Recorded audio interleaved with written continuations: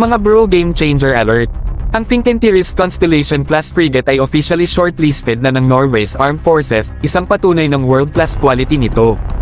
Kung ang Pilipinas, lalo na ang Philippine Navy, ay mag-a-acquire rin nito, mga bro, ibang usapan na yan. Tignan natin ang mga potential benefits kung sakaling mapasama ito sa fleet ng ating hukbong dagat.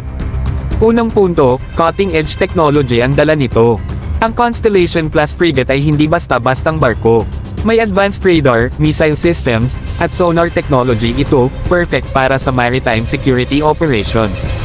Kung ilalagay natin yan sa West Philippine Sea, siguradong mas magiging epektibo ang Navy natin sa pag-monitor ng activities at pagsugpo ng anumang banta.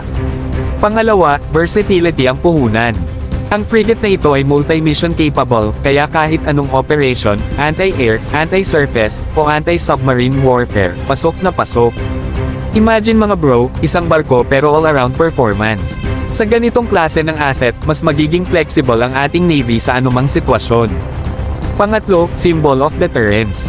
Hindi lang ito tungkol sa capability, ito rin ay pagpapakita ng ating kakayahan. Ang pagkakaroon ng high-end frigates tulad ng Constellation class ay magpaparamdam sa ibang bansa na seryoso tayo sa pagprotekta ng ating teritoryo. Kung Norway, isang advanced military country, ay interesado dito, bakit hindi tayo? At syempre force multiplier sa modernization.